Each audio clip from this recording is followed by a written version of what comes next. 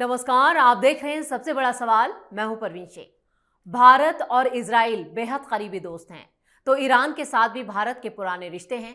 लेकिन Iran Israel युद्ध शुरू होते ही ये सवाल उठने लगे कि भारत को किसका साथ देना चाहिए या हर बार की तरह न्यूट्रल रहना चाहिए।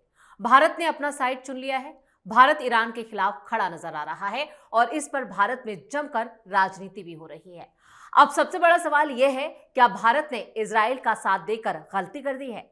इस पर ज्यादा चर्चा के लिए स्टूडियो मौजूद हैं कैपिटल टीवी के editor in chief doctor Manish Kumar. Sir, आपका स्वागत है। धन्यवाद।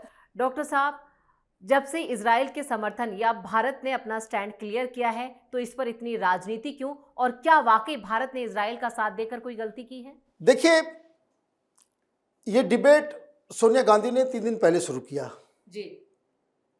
कांग्रेस पार्टी ने शुरू किया कि हमें ईरान के साथ खड़ा होना चाहिए। पहली बात, इस चीज को समझिए, 2 देशों के बीच जो रिश्ता है ना, वो कोई पारिवारिक रिश्ता नहीं होता। उसका आधार नेशनल इंटरेस्ट होता है। और जो नेशनल इंटरेस्ट में जो सरकार फैसले लेती है, उसको ही वहां की जनता सलाम करती है। हमें नहीं जाना है मोरालिटी के अंदर, इसके अंदर, उसके अंदर। और जो लोग सवाल खड़े कर रहे हैं, उनकी इंटेंशंस को भी समझना है। ये सोनिया गांधी हो, ये कांग्रेस पार्टी हो, लेफ्ट लिबरल कबाल हो, ये समाजवादी पार्टी हो, ये ओवैसी हो, ये ममता बनर्जी हो, इनकी दृष्टि एक जगह फिक्स हो गई है, मुस्लिम वोट। चूंकि इजराइल का नाम है, तो मुसलमानों में सब चीज जो है वो इजराइली करता है दुनिया में, है ना। बारिश तेज हो जाए, बाढ़ आ जाए, तो वो भी यहूदियों की साजिश है। यही मदरसे में पढ़ाया जाता है। तो इजराइल को लेकर के उनका बड़ा, और ये सिर्फ मैं आपको बता दूं, ये हिंदुस्तान में, पाकिस्तान में, बांग्लादेश में बस यही है। बस यही है, बस यही है। और जब ये युद्ध की शुरुआत हुई तो इजराइल के खिलाफ जाना है। लेकिन इस नैरेटिव के पीछे असल मकसद क्या है? असल मकसद ये है कि आप एक एनिमी का चेहरा दिखा करके आप यहां अपने वोट को जो है यूनाइट कर लें। यूनिटी कब आती है? यूनिटी आती है जब कोई आप थ्रेट दिखाते हैं। जैसे पाकिस्तान में हर चीज में इंडिया, है ना। तो मुसलमानों में यूनिटी रहे, एक साथ रहे, इसके लिए यहूदी, इजराइल वही सबसे बड़ा दुश्मन। और ये मैं आपको बता दूं, ये सिर्फ और सिर्फ हमारे खित्ते में ये सब होता है। अब भारत किसके साथ खड़ा है, पहले ये समझ लीजिए। भारत सऊदी अरब के साथ खड़ा है, भारत यूएई के साथ खड़ा है, भारत कुवैत के साथ खड़ा है, भारत कतर के साथ खड़ा है, भारत बहरीन के साथ खड़ा है, भारत ओमान के साथ खड़ा है, और भारत इजराइल के साथ खड़ा है। क्योंकि तमाम मुस्लिम ममालिक ये इजराइल के साथ खड़े हैं। तो ये जो सवाल, ये बड़ा बेमानी वाला सवाल है। रिश्तेदारी नहीं होती जी। ठीक है, कभी कभी यदा कदा, लेकिन मैं उसको मानता भी नहीं कि नहीं कि इजराइल के साथ हम खड़े हैं कि वह मोदी जी और नेतन्याहू में बड़ी दोस्ती है। नहीं भाई, इजराइल भारत का मित्र है, क्योंकि भारत की वो मदद करता है, इजराइल की मदद भारत करता है। भाई क्या हो गया, ट्रंप भी तो बड़े अच्छे दोस्त थे मोदी जी के। तो दोस्ती पर्सनल लेवल पे अभी भी है। आप देखिए, हमेशा बोलते हैं कि is a great man, great leader, great friend, लेकिन जब पॉलिसी की बात आती है तो वो अपने नेशनल इंटरेस्ट में बात करता है, हम अपने नेशनल इंटरेस्ट में बात करते हैं। वो कॉम्प्रोमाइज नहीं होता है। ये अच्छे लीडर्स की क्वालिटी होती है। तो हमारा नेशनल इंटरेस्ट किधर है, उसको समझ लेते हैं। ये तमाम मुल्क जिनके ऊपर ईरान ने हमला कर दिया, उसके साथ जो हमारा बिजनेस है, जी। उसका 1% बिजनेस हम ईरान के साथ करते हैं। ये तमाम मुल्क जो है ना, जो उधर उस पाले में है, ईरान के खिलाफ लड़ाई लड़ रहे हैं, हम नहीं लड़ रहे हैं, हमारी लड़ाई नहीं है। तो वो जो देश ईरान के साथ लड़ रहे हैं उसका 1% बिजनेस हम करते हैं ईरान के साथ। बात समझ में आ गई? तो हमारा इकोनॉमिक इंटरेस्ट किधर है?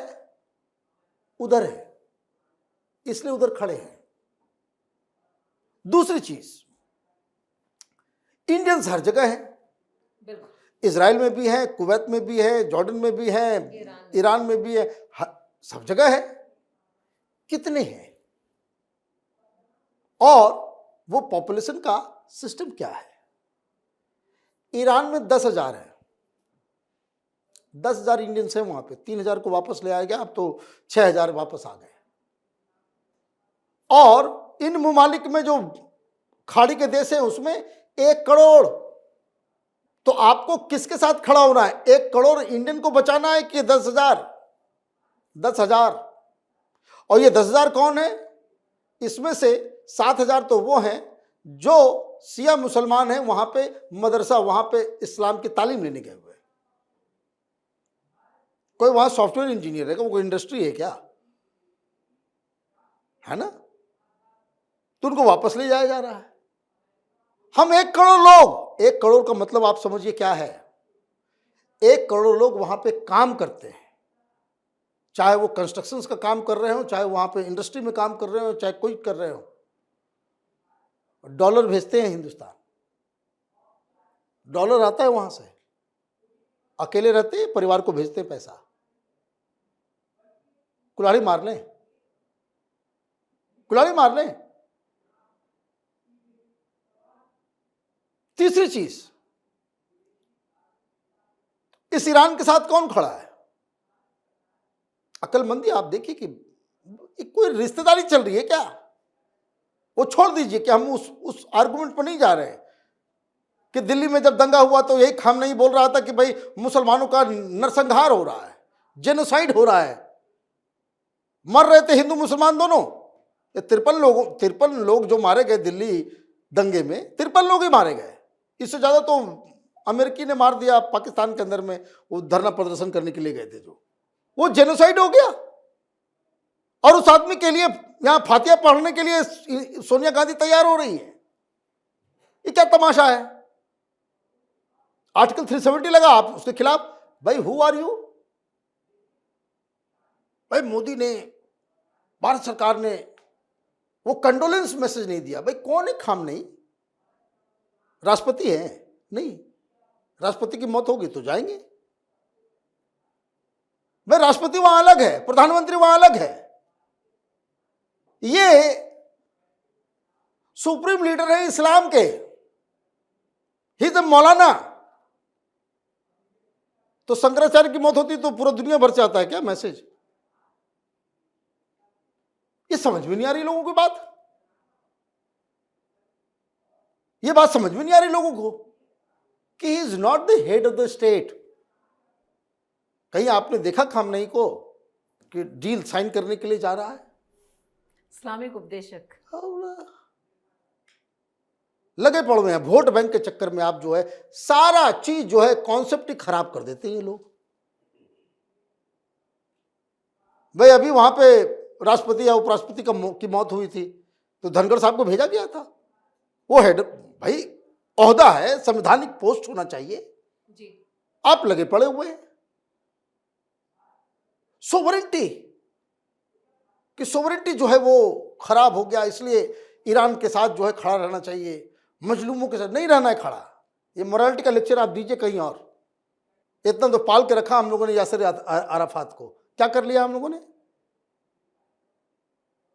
जब भी कश्मीर की बात होती थी यासिर अराफात जो है पाकिस्तान के साथ खड़े नजर आते थे जी।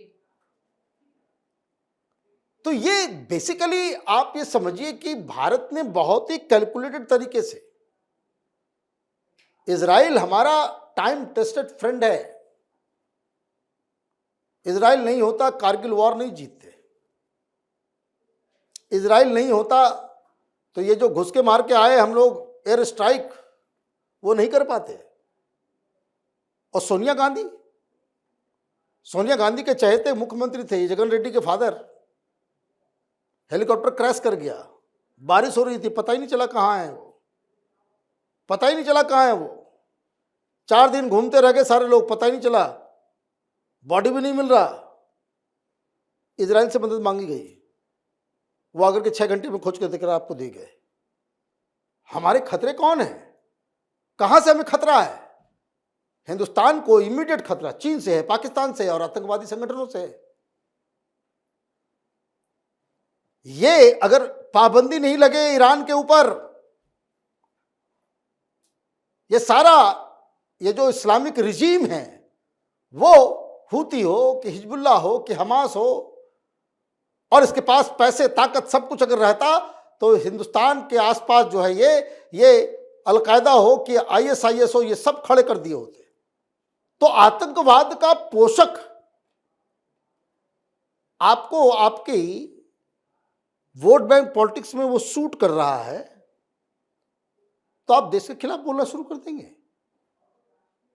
देश के भाई मुझे कोई लॉजिक बताया कि सऊदी अरब UAE इतना इन्वेस्ट कर रहा है, इतना सब कुछ है, इतना ताल्लुकात है,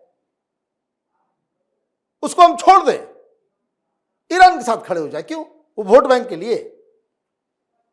तो जिसको वोट बैंक चाहिए वो अपना वो राष्ट्र के खिलाफ, देश के हित के खिलाफ जो है आप स्टैंड ले रहे हो। भारतीय जनता पार्टी को ना वोट चाहिए ना बैंक चाहिए, तो नेशनल इंटरेस्ट में फैसला लेगा। और क्या कांग्रेस पार्टी में तो लगता है बुद्धिमती मारी गई है। सबसे ज्यादा जो है गल्फ में जो केरल से लोग गए हुए हैं, आप कह रहे हो ईरान के साथ खड़े हो जाओ, हैं जो बॉम्ब मार रहा है। आइए केरल में जाइए, अभी जनता जो है आपका हिसाब करेगी। तो ये बार बार ये देखने को मिलता है कि इस तरह की लॉबी, इस तरह के लोग बार बार जो देश के हित में है उसके खिलाफ खड़े नजर आते हैं। और उसके बाद आप कहेंगे कि भाई हम लोगों को जो है वो देशद्रोही मत कहो, ये मत कहो, वो मत कहो। तो ये चलेगा नहीं। इट वॉज द टाइम पूरे देश को इस तरह के सिचुएशन में आपको एक साथ खड़ा होना चाहिए। भाई बांग्लादेश में हिंदुओं को काटा जा रहा था, खामनाई ने कुछ बोला क्या? कोई मुस्लिम ममालिक की तरफ से कुछ बोला क्या? नहीं बोला। आपकी लड़ाई आपको खुद लड़नी पड़ेगी। तो ये सारी चीजें जो ना मॉरली कि हमारा मॉरल कॉन्शियसनेस जो कहां चला गया। फॉरेन पॉलिसी मॉरलिटी पर नहीं चलती, फॉरेन पॉलिसी चलती है नेशनल इंटरेस्ट में। और ये हिंदुस्तान के नेशनल इंटरेस्ट में है कि हम ईरान को छोड़ के सऊदी अरब, UAE, इजराइल, अमेरिका, इन लोगों के साथ इस युद्ध में खड़े रहे। डॉक्टर साहब, इस तमाम जानकारी के लिए और सही और सटीक विश्लेषण के लिए आपका बहुत बहुत धन्यवाद। धन्यवाद। पीएम मोदी अभी हाल ही में इजराइल का दौरा करके आए। दोनों देशों के बीच रक्षा, तकनीकी और आर्थिक समझौते हुए।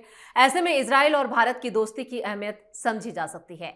और इसी तरह से ईरान के 4 बाहर पोर्ट के विकास पर भारत ने अपना खून पसीना ही नहीं लगा रखा, बल्कि पानी की तरह पैसे भी बहा रखे हैं, ताकि इसे अपनी सामरिक चुनौतियों से निपटने में आसानी हो और विश्व व्यापार में भी ये मददगार बने। मतलब साफ है कि भारत जंग खत्म करने के हक में खड़ा है। इस खास शो में इतना ही। वीडियो कैसा लगा कमेंट करके अपनी राय जरूर दें। वीडियो को लाइक करें, शेयर करें और कैपिटल टीवी को सब्सक्राइब जरूर करें। धन्यवाद।